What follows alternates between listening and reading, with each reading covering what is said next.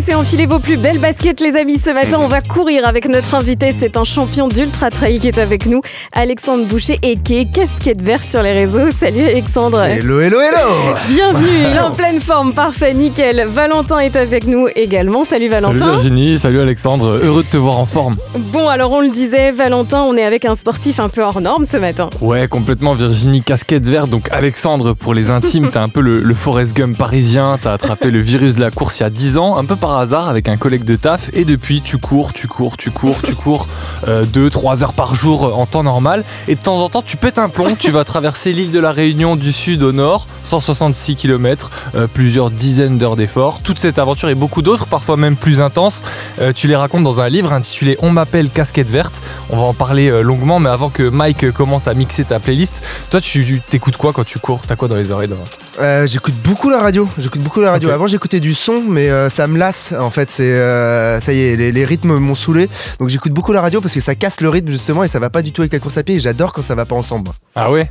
T'as pas besoin d'un truc un peu enjaillant qui te... Non, j'ai plus besoin de m'enjailler maintenant.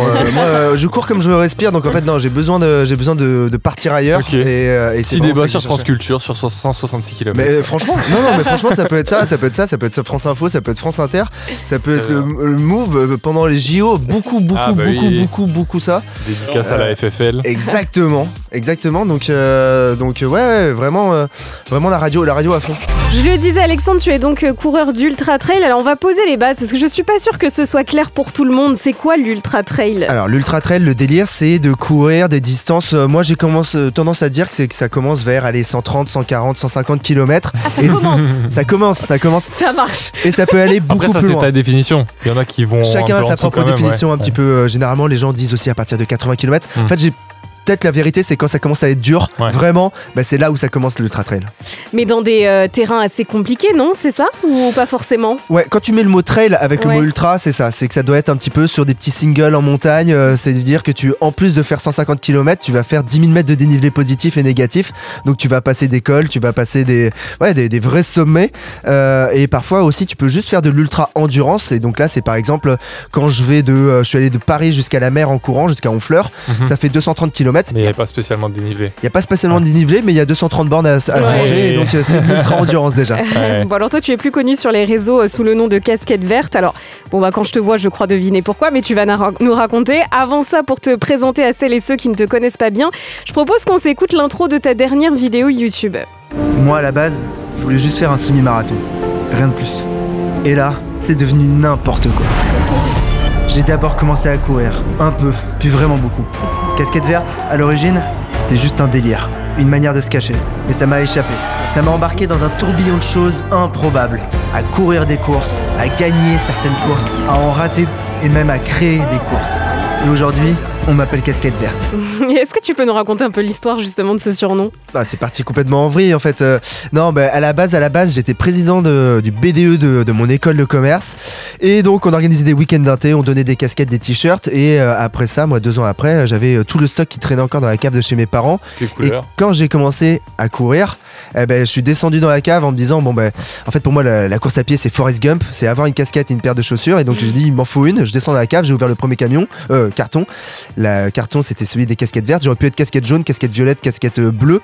Si j'ai ouvert un autre carton, j'ai commencé à la mettre. J'ai commencé à la porter à chaque fois que je courais. C'est devenu un gris-gris, un essentiel exactement comme ma paire de pompes. Et quelques semaines après, un peu comme tous les gens qui se font un ego trip, je faisais des selfies à la fin pour me prouver que j'avais fait 7 km en 50 minutes et c'était exceptionnel, il fallait que je le montre au monde. Et j'ai une pote qui au bout de 3 ou 4 fois m'a dit ok, j'en peux plus de voir ta gueule transpirante à la fin, donc fais autre chose, enfin ne fais pas.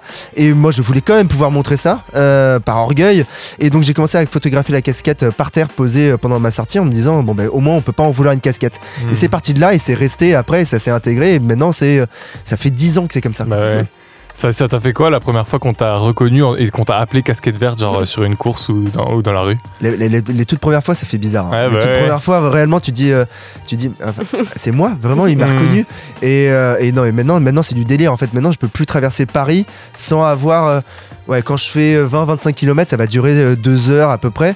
Et sur 2 heures, je vais avoir entre 15 et 20 personnes qui fou. vont me faire un petit signe mais d'arrêter. qui t'encouragent quand même. Ou qui prennent des petites photos, des petits machins et tout. C'est improbable qu'on en soit venu là, quoi. Moi à la base j'avais juste prévu de courir un semi-marathon et puis ça a légèrement dérapé. Ça a complètement dérapé. Moi quand j'ai lu ton livre, il y a une phrase qui m'a marqué. En gros, tu racontes que la course au départ c'était un truc un peu de ringardos. Pour toi, tu dis même que c'était, je te cite, un loisir de type en legging et en vêtements fluo. Pourquoi t'avais cette image un peu éclatée de la course? Mais parce que c'était complètement éclaté dans les années 2010 jusqu'à 2015. Moi j'ai le souvenir que j'ai toujours habité à côté du bois de Vincennes. Moi je tapais des soirées dans le bois de Vincennes et j'ai le souvenir que de temps en temps on voyait des mecs bizarres avec des frontales l'hiver en legging et tu voyais un truc fluo passer comme ça dans la nuit, mais tu fais mais qu'est-ce qu'il est en train de faire lui, comme, viens, arrête-toi, viens t'éclater, viens boire une boisson. Et donc c'était voilà ce truc des gens qui faisaient ça le dimanche matin pour a priori se tenir en forme. C'était aussi un truc où une fois par an quand j'étais plus petit enfant, ça venait me tuer mes dessins animés parce que il y avait le marathon de Paris qui était diffusé sur FR3 alors que moi je voulais regarder Batman.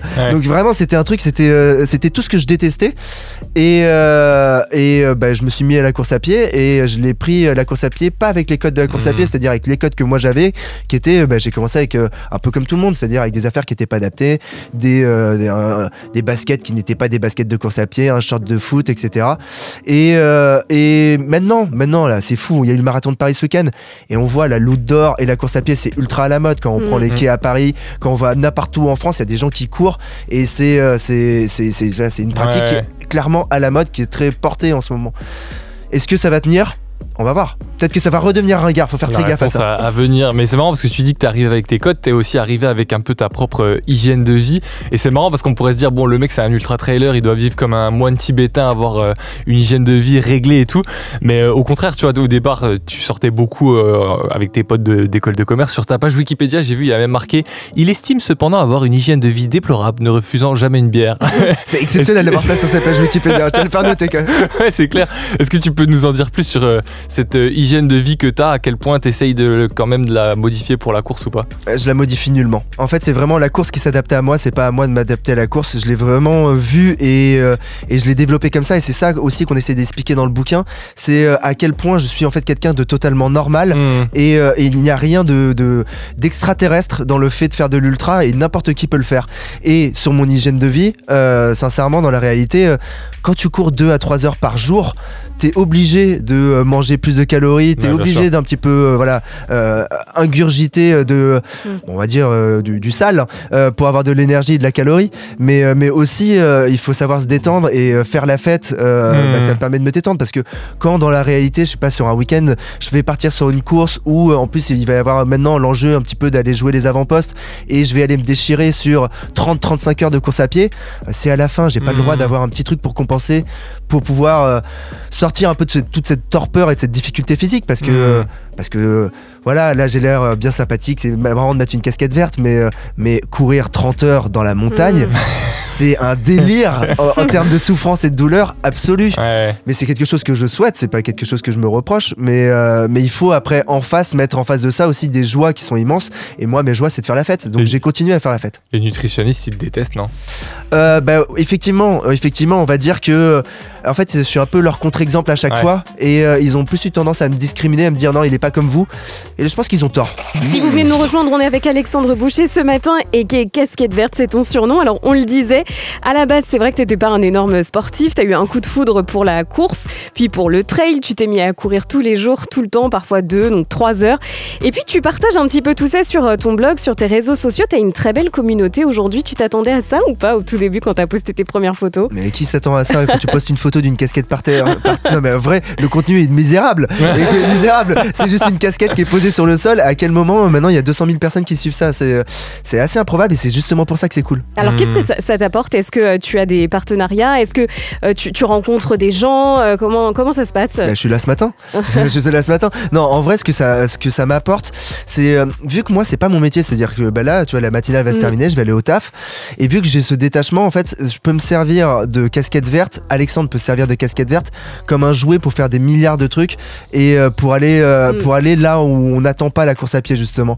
Et c'est ça qui m'éclate. Et c'est typiquement la semaine dernière, j'ai vu un post passer, je me suis dit ok, il y a un off à créer, donc c'est une course non officielle à créer entre Paimpol et Rennes, juste pour le délire de faire le jeu de mots Paimpol Rain, Paimpol Rain. Wow. Et tu vois, et là, de cette petite blague, je vais courir 200 bornes, je pense qu'on va essayer de caler ça cet hiver. On n'a pas les mêmes genres de blagues. Hein. Bah oui, voilà, non, mais tu vois, ça dérape très rapidement. Il faut, qui engage. Mais c'est ça justement, en fait, c'est de se dire ok, c'est un truc qui est normalement impossible et improbable. Bah justement, quand c'est impossible et improbable, il faut absolument le faire. Et c'est trop bien parce que je me sens 1000 fois plus vivant que à faire quelque chose d'ultra classique de mon quotidien. Donc je suis vraiment là-dedans maintenant. Moi aussi, il y a un autre truc qui m'a fasciné dans le livre, c'est quand tu racontes en gros, par exemple, pendant le confinement, tu pouvais pas t'arrêter de courir et du coup, tu as couru dans un jardin de 20 mètres carrés et tu racontes que tu as fait la première session 16 km. Ouais. Comment on fait 16 km dans 20 mètres carrés? Bah, j'étais devenu un hamster, j'étais mi-homme, mi-hamster. Ça, c'est la faute du confinement, ça nous a fait faire des trucs chelous à tout le monde, je pense. Mais effectivement, il faut imaginer que c'était un cercle qui faisait aller 4 mètres de diamètre et donc je tournais en boucle, je sais plus combien de milliers de tours j'ai fait. Mais pour moi c'était raisonnable. Mais pour mes voisins qui me regardaient, qui n'avaient pas conscience de ça, ils se sont dit en fait il a tourné fou et il faut peut-être qu'on l'aide. Et au bout du deuxième jour, en fait, j'avais tracé une tranchée dans le petit jardin.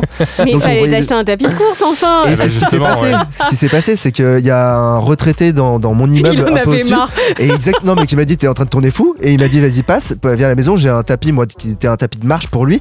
Je l'utilise pas et on l'a mis dans mon salon. Et après c'est parti en vrille. J'ai commencé à faire plus de 50 km tous les jours dans mon salon face à un mur blanc. Et sur le confinement donc de 52 jours, j'ai fait 2500 bornes. C'est comme si j'avais fait Paris-Moscou, mais dans mon salon. Et donc ça a boosté tes performances d'ailleurs de courir sur tapis pendant un petit temps. Je suis devenu monstrueux. Je suis devenu monstrueux parce que le tapis en fait il avait une vitesse maximale. C'était plutôt un tapis pour personnes âgées, on va le dire. Il avait une vitesse maximale, un maxi boost, un bouton extrême pour le tapis. Donc je mettais le bouton extrême dès le départ et je partais à 14 km/h pendant c'était 3 heures, 4 heures par jour. Et je suis sorti du confinement. J'avais un cardio, une vitesse de ma boule. Je savais plus faire un virage, mais par contre je savais courir vite, quoi. Mais ça c'est hyper intéressant aussi ce côté courir sur un tapis devant un mur blanc parce qu'il y a beaucoup de gens qui font du trail qui disent bah voilà c'est la beauté des paysages, explorer, etc.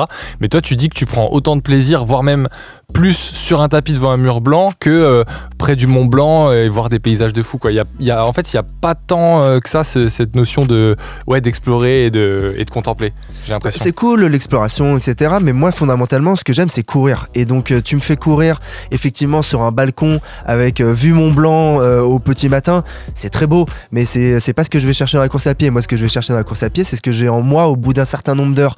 Et tu me fais courir 100 km dans une zone industrielle, je vais trouver autant de choses en moi et autant de choses magnifiques en moi qu'en courant au milieu des Alpes ou sur les sentiers de la Réunion, même si c'est très beau et j'adore ça. Mais fondamentalement, ce que j'adore, moi, c'est découvrir ce qu'il y a au fond de moi. Et tous les gens qui ont fait le marathon ce week-end, qui ont fait le semi il y a quelques week-ends, ont découvert un petit peu ce truc-là, quoi. Et plus tu cours longtemps et plus tu découvres loin en toi. Et c'est ça qui est profondément cool. Et n'importe qui peut le faire. Il n'y a pas besoin d'aller vite. Il y a juste besoin de le faire un petit peu longtemps. D'ailleurs, tu n'y étais pas là ce week-end au marathon. J'ai accompagné un collègue. Ça y est, j'ai commencé à créer des casquettes vertes un petit peu partout. Donc c'est Marc Julien que j'ai attrapé et qui a fait son premier marathon dans la souffrance absolue. Mais je l'ai accompagné et c'était un plaisir de voir ça et de voir aussi tous les gens qui y participaient et voir que ces gens tentent de dépasser leurs limites. Et on n'a pas besoin d'être un champion pour aller chercher des limites comme ça. Et n'importe qui peut le faire. C'est vraiment ça le message qu'il y a à avoir. On n'est pas fatigué. Pour quelques minutes encore, on est avec Alexandre Boucher et qui est casquette verte sur les réseaux, champion d'ultra trail. Alors c'est fou parce que tu nous disais tout à l'heure, je cours et puis après je vais au taf. Pourquoi t'as encore un taf? C'est la question qu'on peut se poser. C'est quoi? En fait, tu fais des perfs de professionnel mais tu ne l'es pas encore? Ouais, je pense que en fait, casquette verte, il est bien sympa, mais Alexandre, il a besoin de sécurité.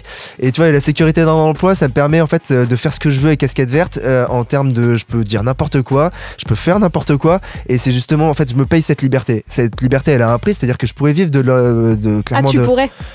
l'influence. Ce serait un délire. Je pense que je gagnerais même, j'avais estimé à 3-4 fois plus le salaire que j'ai en tant que salarié en vivant de l'influence, parce que le sport, et surtout la course à pied, c'est très très porteur porteur en ce moment et je pourrais vendre de la story, on pourrait le dire comme ça. Et je veux pas le faire, je veux pas me réduire à ça, je veux garder ce personnage un peu à la Cyrano de Bergerac, mais tu vois, avec beaucoup de panache. Et c'est pour ça que je préfère garder un taf. Et c'est parce que c'est très cool de se dire ce week-end je vais faire un ultra, je vais qu'est-ce qu'on a fait l'année dernière, j'ai traversé 5 pays en courant, Pays-Bas, Allemagne, Belgique, Luxembourg et France. Ça, le vendredi je suis parti après le taf et le lundi matin j'étais en réunion et sur le week-end et tout. Exactement. Tu sais, genre ceux qui font le marathon, tu les vois le lundi matin quand t'arrives au taf, en général ils marchent difficilement, ils sont pas en grande forme. J'imagine que toi c'est plus du tout ton cas, ça se voit pas. C'est quoi, tu cours, après tu peux aller au travail tranquille et il y a pas de problème. Tout ça là, cette difficulté physique après. En fait, avec le temps et la régularité, ça devient aussi facile que respirer. C'est-à-dire que moi, réellement, en fait, courir est devenu plus facile limite que de marcher. C'est plus facile pour comme ça, quoi. Mon corps est c'est plus facile pour mon corre que de courir et de marcher. C'est comme les avions, en fait. Un avion, grosso modo, il coûte plus cher en maintenance quand il est au sol que quand il vole. Moi, c'est un peu pareil. Je suis un espèce de gros Boeing. Je suis un espèce de gros Boeing de Airbus pour citer plusieurs marques. Tant que je cours, voilà, tant que je cours, ça va. Le jour où je m'arrête, c'est là où ça commence à avoir problème parce qu'effectivement, je bouffe de la calorie, mon estomac il s'arrête pas. Généralement quand je m'arrête pour des blessures, quand je me fracture quelque chose, là je vais prendre très rapidement du poids. Donc faut surtout pas m'empêcher de courir, s'il vous plaît. Ne laissez-moi courir. Il y en a un autre qui court en parallèle de son taf, c'est le rappeur Riles. Je sais pas si t'as suivi un peu, mais pour son dernier projet, la Survival Mode, il a organisé un événement où il a couru sur un tapis sans s'arrêter pendant 24 heures. Est-ce que t'as suivi ça et qu'est-ce que t'as pensé de cette performance? Alors moi, le même week-end, ce que je faisais, c'est je suis parti de l'imprimerie et j'ai pris le tout première édition du bouquin et je suis allé jusqu'à chez ma maman à Saint-Mandé. Donc j'ai fait 300 km en courant pour amener le livre à ma maman et j'ai vu que le même week-end il faisait ça et en vrai c'est exceptionnel, il s'est pris une sauce comme quoi il était pas assez rapide, tous les sportifs ont dit ça, mais vous êtes des ouf. Le mec a couru 24 heures d'affilée, il s'est lancé un défi pour faire la promo de son album. Je pense que ça a été une promo mais ultra efficace, donc c'était intelligent, sportif, il a fait du mal à personne, il a inspiré plein de gens à aller courir, des gens qui n'avaient jamais entendu parler de la course à pied et qui seraient pas bougés sinon. Franchement, respect immense pour ce qu'il a fait, quoi. Après les scies, il aurait pu mettre des vrais scies. Il aurait pu mettre des vrais scies, ça j'avoue. Il aurait pu mettre des scies, il aurait pu mettre vraiment du danger. Prendre des vrais risques. Mais non, exceptionnel et inspirant de voir que ce que j'adore c'est les cross univers et justement de voir que des gens qui normalement n'auraient pas dû lier leur pratique, leur art, leur poésie à de la course à pied le font. Ça je trouve ça génial. Mais tu vois, tu disais dans le sport il y a des gens qui ont dit oui les perfs sont pas folles, etc. Il y a aussi beaucoup de gens néophytes de la course qui se sont dit ouais mais c'est fou, il va s'abîmer à courir autant. Et c'est un truc qui revient aussi souvent quand on parle de ce que tu fais toi, c'est vraiment ce truc de ouais mais courir autant forcément sur ton corps ça va avoir des effets, etc. Est-ce que tu es suivi médicalement? Est-ce que tu fais attention à ça ou est-ce que tu te dis bon one life on verra bien quoi? Il y a un petit peu de YOLO, on va pas se mentir, quand on fait 10 000 km par an plus que beaucoup de gens en bagnole tu te dis ouais il y a forcément un moment où je vais devoir passer à la caisse. Ça c'est la pensée commune. Après il y a la réalité. Moi je suis suivi, je n'ai aucun souci articulaire, aucun souci musculaire. À la limite il faut juste que je surveille un peu plus mon sommeil parce que j'ai un bébé, mais je pense que j'ai plus pris de fatigue et de danger sur mon physique en ayant un enfant qu'en courant autant. Et en sachant que là ça fait 10 ans à peu près que tu cours. Voilà, et ce qu'il faut dire aussi c'est que c'est pas du jour au lendemain où j'ai commencé. J'ai pas commencé directement à courir 3 heures par jour parce que celui qui fait ça au bout d'une semaine il est blessé, c'est sûr. Ça a été progressif, ça a mis quelques années à se mettre en place et en fait une fois que c'est installé le risque est plutôt l'immobilisme que le mobilisme pour moi, c'est-à-dire que si je bouge pas il est là le risque pour moi. La pire blessure que tu te sois faite pendant une course, c'était l'orteil cassé là ou... Ouais, je me suis fracturé le gros orteil au kilomètre 50 de l'UTMB, donc c'est l'Ultra Trail du Mont Blanc, et j'ai malheureusement dû abandonner 70 km plus tard. Ouais, mais j'ai quand même fait 70 km plus tard. Ouais, et alors là, quand j'ai retiré la chaussette et que j'ai vu l'orteil violet, je me suis dit, ok, là il va y avoir un problème, je vais arriver à l'hôpital, ils vont me dire, faut couper. Ils m'ont dit que j'avais été idiot de continuer, mais que c'est bon, ils allaient pas couper. Et 6 semaines plus tard, je recourais, il y avait pas de problème. Ah ouais, c'est une folie. Mais qu'est-ce qui se passe quand tu te rends compte que t'as vraiment mal et que tu dis non, je veux pas continuer? Enfin, comment tu gères le mix avec la douleur en fait?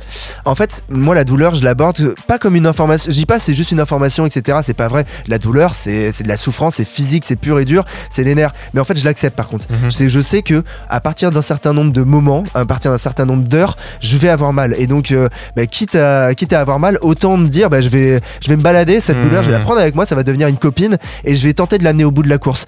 Et ce changement de mindset, se dire, ok, elle existe, elle est là, mais je vais vivre avec. Au bout d'un moment, t'arrives à l'accepter et finalement, ça devient un jeu d'aller chercher cette douleur et de la prendre et de l'accompagner.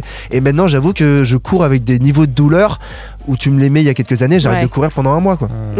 Merci Alexandre d'être passé nous voir. Merci beaucoup. Ton livre, c'est On m'appelle Casquette Verte. On peut te retrouver en librairie, sur les réseaux. Merci. Là, tu retournes au taf en courant ou Alors là, non, parce que j'ai pas de douche au taf, mais ce soir, je vais rentrer en courant. J'ai ma casquette déjà sur la tête et j'ai des affaires dans le sac. Donc oui, ça va se déplacer en courant tout le temps. Merci à toi. Très bonne journée.